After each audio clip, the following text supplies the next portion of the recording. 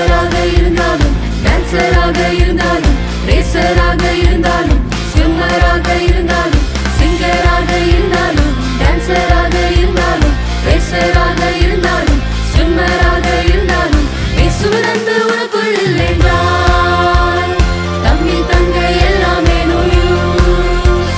இயேசுவின் அன்பு உனக்குள் என்றால் தம்பி தங்கை எல்லாமே no use.